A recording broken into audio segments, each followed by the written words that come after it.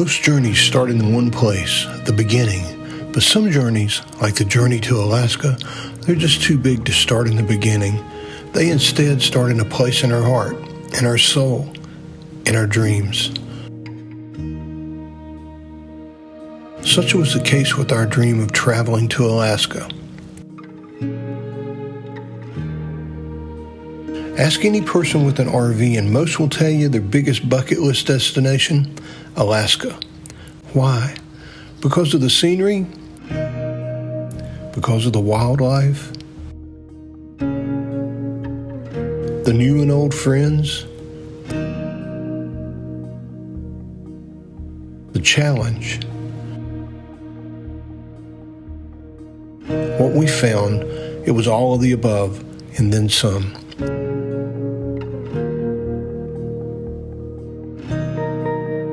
In today's episode, we're going to share with you the memories and the lessons learned from visiting Alaska in 2019.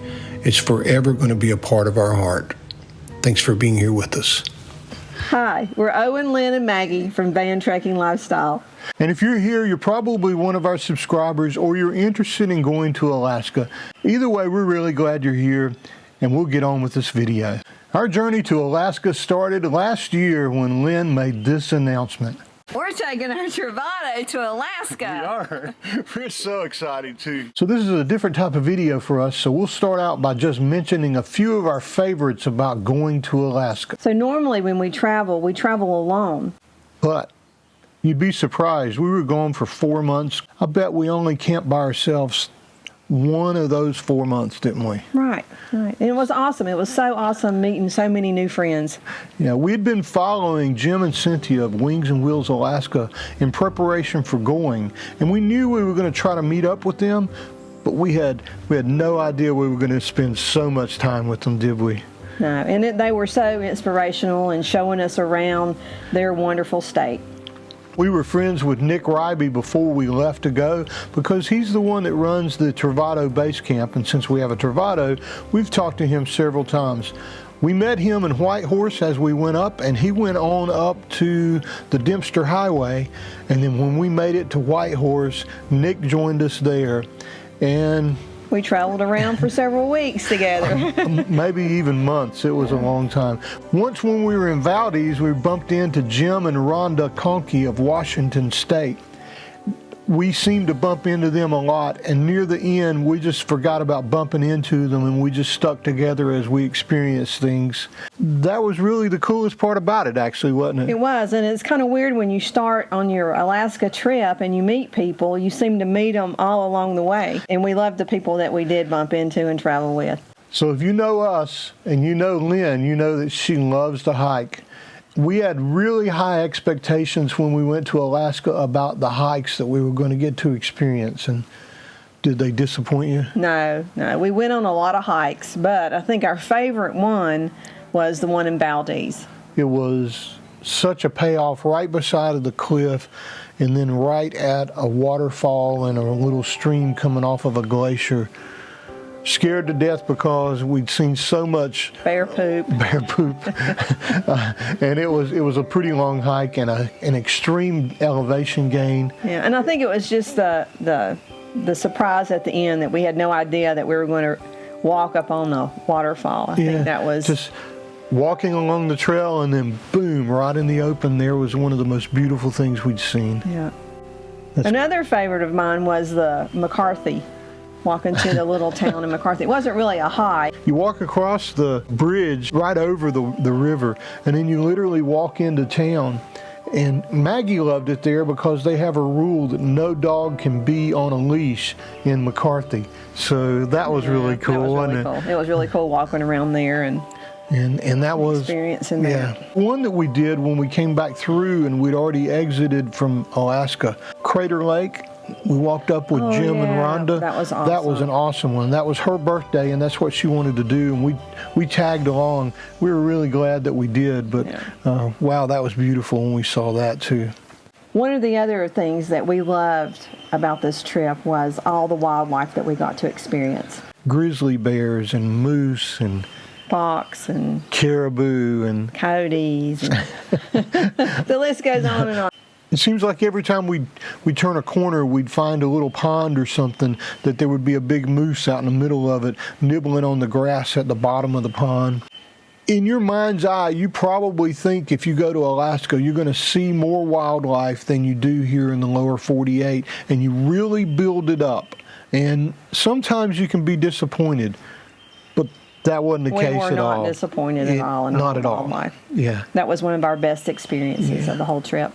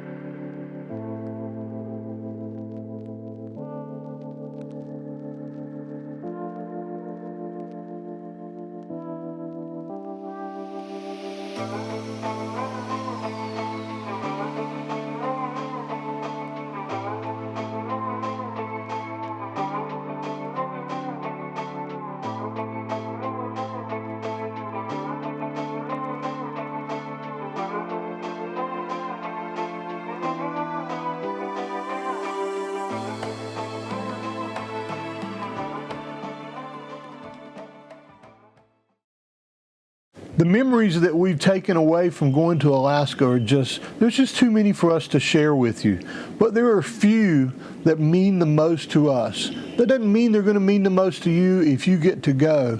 But these are the things that we just look back on and our eyes get watery when we think about it. The first and probably the most spectacular thing that we saw would be Salmon Glacier. And it was kind of at the end of our trip too. Yeah. So, but it was huge. It was phenomenal. The road to get to it is not for the faint of heart. You go back into Hyder, Alaska, and then you go back into Canada, and that road to go up through there is maintained, but not very often, and it was a bumpy kind of, hey, what are we doing kind of ride. But Nick had been there just recently and sent us pictures, and we knew that we just needed to go no matter what. And when you turn that first corner, when you can see the tail of it swinging down, that was... I thought I was going to wreck just because of having to keep my eyes on it. But then when you get to the parking area and you're standing in front of it and you realize that you're just this small dot on the spinning globe, and there are things that beautiful to experience, it's just something that we'll remember forever.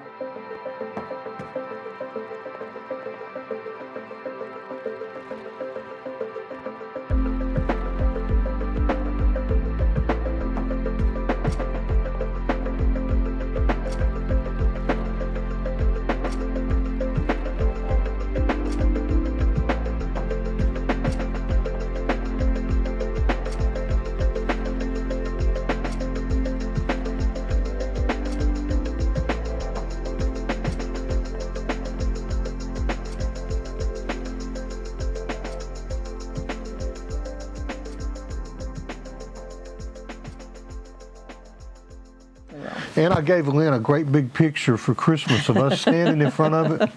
Hindsight being 2020, it might have been too big of a picture for somebody with big ears and a big nose. We can't find a place to put it that's far enough away to really enjoy it. I'm sorry. It's all right. But it was one of our most favorite places that we went. So if we went back and we could only go to one city in Alaska, that city for us would be Valdez. Valdez. And we went there twice, so. Yeah. And we would go back again and we would stay longer. We felt like we were part of the community once we were there. We parked on the street in Boondock by just sleeping in the van right at the marina. We saw all kind of wildlife while we were there. I got to catch my very first salmon when we were there. We took a boat ride out to see puffins and sea lions, the Columbia Glacier, and got to see it calving, and we met the neatest people there. All of our favorite things happened there. Our favorite restaurant, our favorite hike, our favorite experience of going out to the side of the Columbia Glacier. All of those things happened there. You even participated in an open mic one night at the Potato. Yeah, I felt close enough to the people in that area after being there as much as we were that, hey, I just went to the open mic and just enjoyed it. And Maggie enjoyed all the different colored rabbits there. Yeah. There were rabbits everywhere. They were so cute. They actually protect their rabbits. Another very special thing that happened was that we were able to fly our granddaughter out for a couple of weeks to experience some of Alaska with us. And we got to see Alaska and all the wildlife through her eyes. She was a little jet lagged that first morning, but by the time we made it to the very first overlook on the way down to the Kenai Peninsula, she was hooked. It was one of those things that we'll look back on forever and just think about how she felt, you know? It was a very, very special time, and we were so glad we were able to experience that with her. Yeah. See anything? Yeah. Exit Glacier? Yep. Is it gelato or gelato? Gelato. I'll sign it. Gelato ice cream in there. It's gelato. Would you let me have a little bit more? If, like us, you have grandchildren, then you know your time with them is fleeting and short. We try to help them experience all they can in life by taking them places and showing them things. But some things never change. You want to show them epic, life-changing places and events and things to do, and they just want to kick a rock on a path with their grandmother. It's the time together that means the most to them, and ultimately to us too.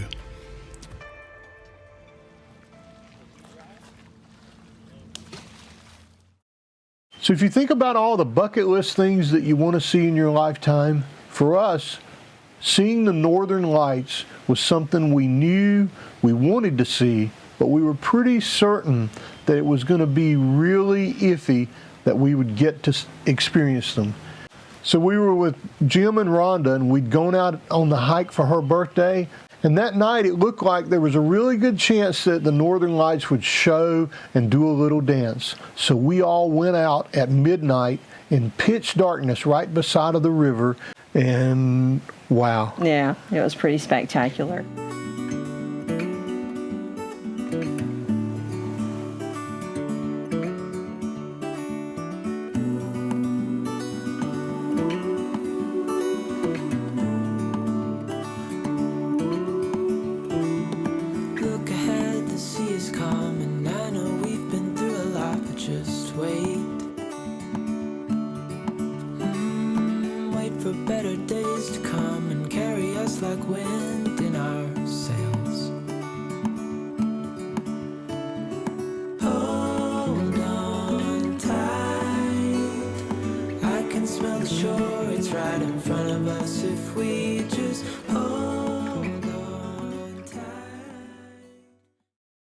In our food episode this week, we're going to show you some of our favorite restaurants and places that we ate in Alaska instead of Owen cooking on his.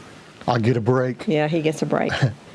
So when you go to Alaska, there are a lot of things that you eat there that we don't typically eat here in the lower 48. It started with us when we were with Jim at a little boondocking place before we made it to Fairbanks.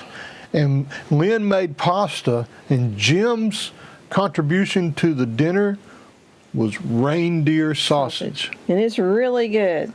And it's farm-raised caribou, but if you have a grandchild, telling them you ate reindeer sausage, that doesn't go over really well. I'm just telling you that in advance. But it was really good. And then Jim took us to Banks, and I had my first elk burger with green chilies. And man, we went to Banks 3 different times while we were there. And I had an elk burger every single time we were there. You loved it. I know, it was awesome. And then when we were with Nick, we went through Healy and 49 State Brewery. What did we get there that was so good? The mac and cheese. Oh, wow. They have a regular mac and cheese, and then they have a meat lovers mac and cheese, which I think the guys got the meat lovers. It was good. And they have the bus that was from the Into the Wild movie. Yeah. That was really cool. That's to neat. be able to go inside of it and look around. And then that night we actually went out and parked really close to where He crossed the river. we crossed the river. So that was really cool. Yeah. And then we made it to Valdez. And in Valdez, we had 2 extremely good meals. Well, we can't say meals because we ate there multiple times, but we found 2 restaurants that we absolutely love. The Potato and the Nat Shack. The Nat Shack is just like a food truck, but Yeah. Mexican food. That's where we did the double crunch wrap supreme. Yeah. It's really, really good. And then when we went to McCarthy, the Potato also has one of the bigger restaurants there in McCarthy. I think it originated there, didn't it? I love pizza, and I'm always on the lookout for a good slice of pizza. And we found that in Haines, Alaska, We at the did. App and Glow restaurant. And it's just a little bitty place. They got a ping pong table in there and a big wood-fired oven, and it was awesome. It was just something else to eat, and we really enjoyed that. We spent several days on the way back from Alaska boondocking in Whitehorse, Yukon. And the Klondike Rib and Salmon restaurant there was just Awesome. awesome. Just awesome. It was one of our favorite restaurants that we ate at on the entire trip. Usually there's a line if you go by there on your way to Walmart to spend the night at Walmart, which you can't do anymore there in Whitehorse. You'll see that restaurant, and there's usually a line wrapped all the way around the block. And we caught it on a day whenever there were not a lot of people there, and we got in pretty quickly, and it was worth it. And I think that was the only place that we ate salmon the whole time we were The gone. entire time. But it was awesome. So we'll move on to the Q&A part of this video. One of the first things that people ask us is, which route did you take when you went to Alaska? We thought about the route for a long time, didn't we? We did. We thought we were going to try to do 5 and 6 hour days to make it to the border in Montana. As we started driving, it ended up that we just weren't tired, and we ended up driving 10, 11, and 12 hours. But we had made reservations just across the border at Riding on Stone Provincial Park in Canada. Driving 12 hours a day put us 3 days ahead. We decided to go to Custer State Park instead, which is kind of like going to LA via Omaha, but we did that. And it was a really cool place for us to go. And then we crossed over into Canada, and that route took us through Banff, Lake Louise, the Icefields Parkway, which is one of your favorite places. Yeah, it was that we my went, favorite place. and on up to Dawson City, where we met up with friends. And then we took the top of the world highway over into Alaska finally, and ended up in Fairbanks, where we kind of decided, okay, what are we going to do next? I think the thing you learn from traveling and trying to figure this out is there are maybe 4 or 5 different route options to go to Alaska. Which route you choose probably depends a lot more on how much time you have than anything else. And where you're traveling from. Unless you're going to fly into Alaska and rent an RV, you're going to have to drive through the Yukon and through Alberta and British Columbia. You're going to have to spend a lot of time in Canada before you actually get to Alaska. But those were some of our favorite things that we did anyway, weren't they? It was really about the journey of getting there, not just being in Alaska. Question number 2, how many miles did you travel? We're back in North Carolina. Woohoo! We're excited to be almost home. 40 minutes away from our home. Let me give you some information about the trip. We have, as of right now, we've driven 17,511 miles. We've been driving, in other words, we've been moving and traveling 442 hours, and we have been gone almost 4 months. Wow. We've averaged 39 miles per hour when we're traveling, and the van has gotten 15.5 miles per gallon over the 17,511 miles. With all those miles, how did the van do? Well, for me, the van did very well. I mean, we didn't have any problems that I know of. Yeah. We did mess up our awning on the way, and it wasn't the van's fault. I'm sure that was probably our fault, but that was the only problems. We didn't have any problems with our tires, which, we kind of anticipated, and we were able to boondock just anywhere and everywhere. So what did we pack or buy just for this trip? I know we bought bear spray. Bear bells. I call them bear balls, but bear bells. Bear bells. We bought the floor mats in the car. Yeah. And they were awesome. I mean, I was anticipating a lot of rain and mud and stuff. We didn't have a lot of miles on our original tires that came with the van, but we knew that most of the trip was going to be on gravel roads or dirt roads or crossing water or doing something, so we swapped them out for Cooper AT3s, and they ended up being one of the best purchases that we made. We also got a spare tire. Yeah, we did. We took one of the tires that was on the van and turned it into our spare tire, and we bought a rim and put that on there so we would have a spare tire. And luckily, we didn't need it at all while we were on this trip, but it felt good to have it just in case we needed it. And we got a cool tire cover too for it. Yeah, just to make it pretty. And one of the things that I really used a lot on this trip that we bought was the zero water filter. We did drink out of our tanks. We didn't really know how the water was going to be, and still to this day I use that all the time. I use it in my refrigerator now at home. So a lot of you ask, what did you take with you that you didn't use? I didn't take a guitar, but I bought a guitar in Fairbanks. Isn't that the coolest thing in the world? I love it.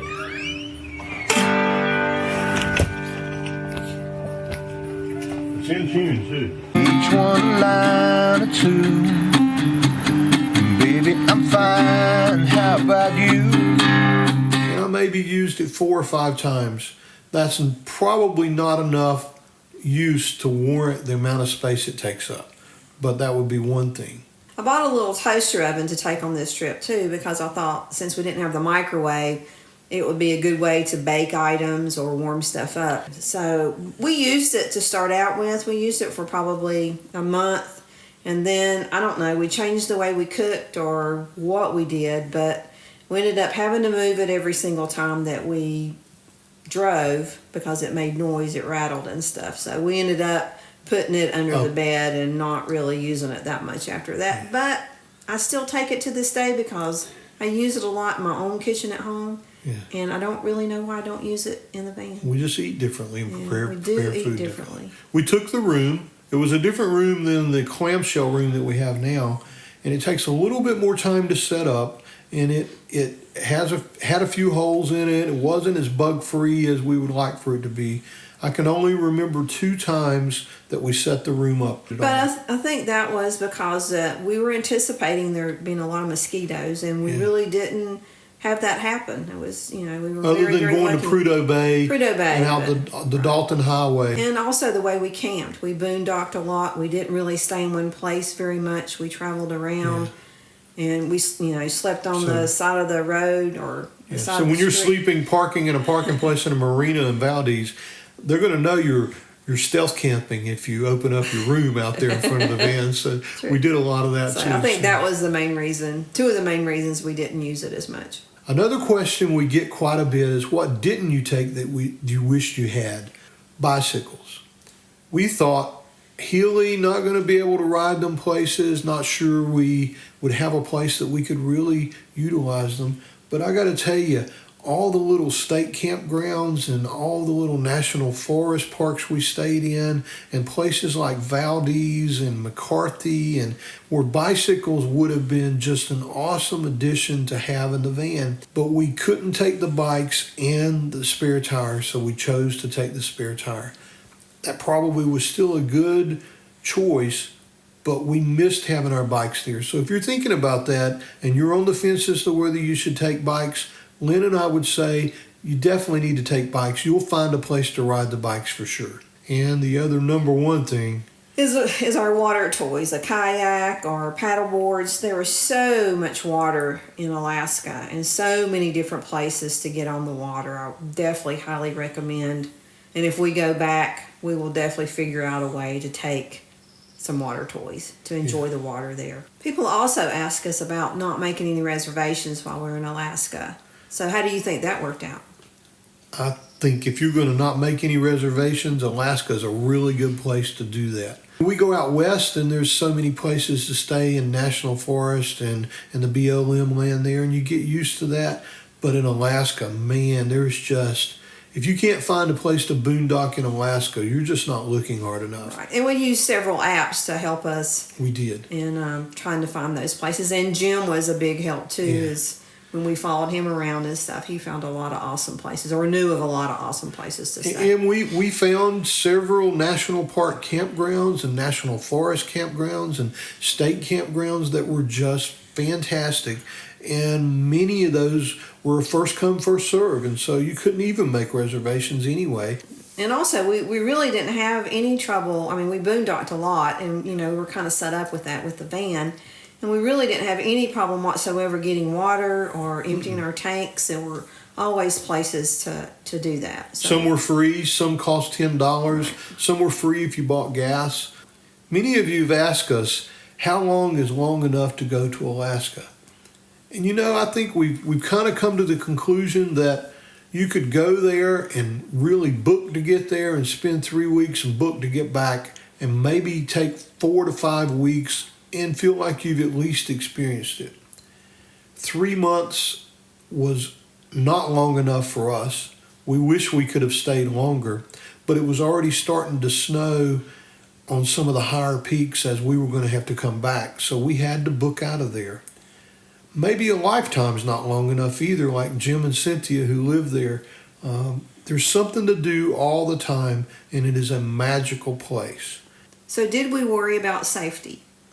I don't think I ever worried. There was one time on the hike in Valdez that we saw a bunch of bear poop that I might have worried a little bit. And Owen singing his bear, bear, bear song. Bear, bear, bear, bear, bear, bear. Yeah. That was the only thing, it was the only time. And we had bear spray and we had bear bells, and we even put one of the bells on Maggie. But that was the only time. I never was afraid of the wildlife. There were also that year, they had the murders on the Alaska Highway, which, was concerned to some of our family. And we were a long ways away when that happened. So we didn't really have any concerns there either. Picking up strangers on the highway, if you won't do that in the lower 48, then don't do it on your way to Alaska. We did it. We did. But I guess that's true. There was a couple that had run out of diesel fuel, and we stopped and picked them up. Hello. Could I catch a ride to the next town? Yes, sir. What's going on? Oh, no. You sit up here and I can sit back there. It's a little bit more comfortable. I guess But you just use your gut feeling as to whether that's the right thing to do or not. Just be careful. But people are really, really friendly in Alaska. We found that. And very interesting people, and they all seemed to be glad that we were there. I mean, no one, I never felt uncomfortable. I think a lot of it is that we were so appreciative of the state that they lived in. Yeah. And, we, told them how awesome it was. And, it's all in how you look at things and how you express those things to the people that you Right. meet. And we're very respectful of the land, no matter where we are. And folks in Alaska are very respectful of that land that is so much a part of them. And as long as you act the same way, you're going to be treated like you belong there. I have to ask Lynn this next question, and many of you have asked us this question.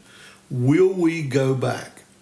So We most definitely will go back. It's definitely one of the best trips of my lifetime. Yeah. And we'll go back. we will go back. I could be convinced to go back as soon as the borders open up again this year. So that tells you how much fun I had and how much of a life-changing experience it was. But I think at this point we're saying we're going to spend time in Alaska at least every 3 years or maybe even every other year until we're too old to enjoy that. But there are many people that go back every single year. Every single year. So if we are going to go back, what are we going to do differently next time?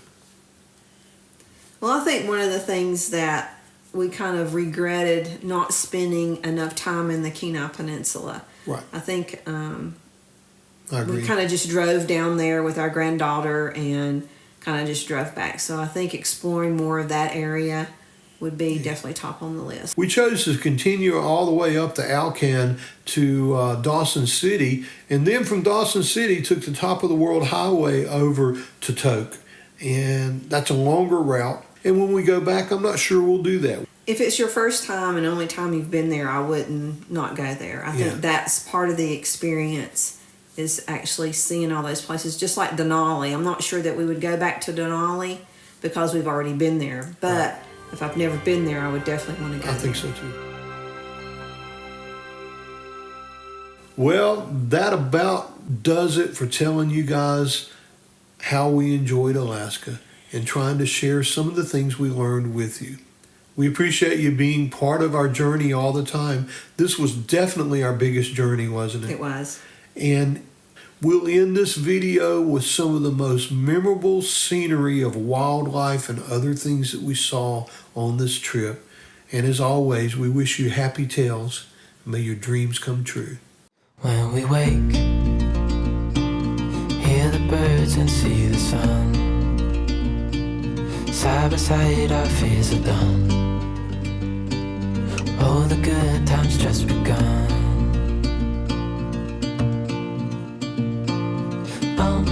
We know what we have, let's hold on tight. Found what we're looking for in life. Call us crazy, but things are finally right. With you and I, the future is bright.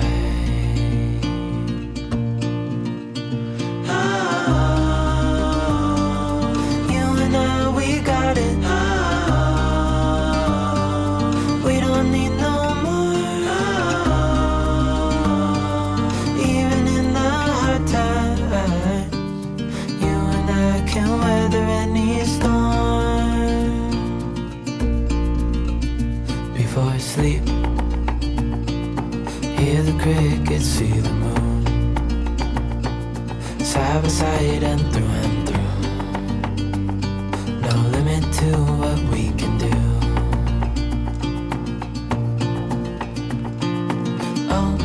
We know what we have, let's hold on tight. Found what we're looking for in life. Call us crazy, but things are finally right. With you and I, the future is bright.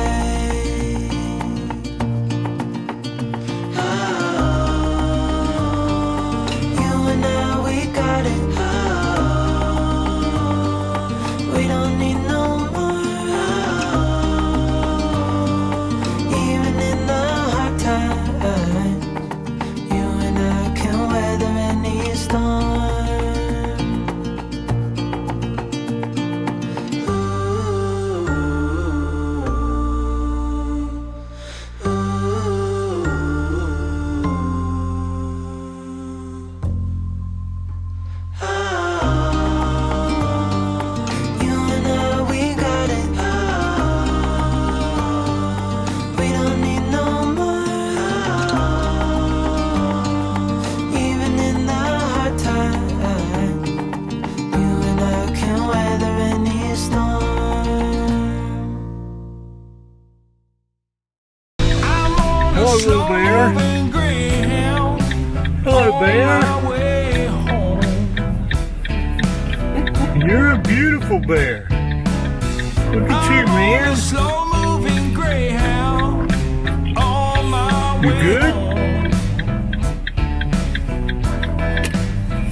Good to see you. South the road. Don't cry because it's over. Smile because it happened. Smile because it happened.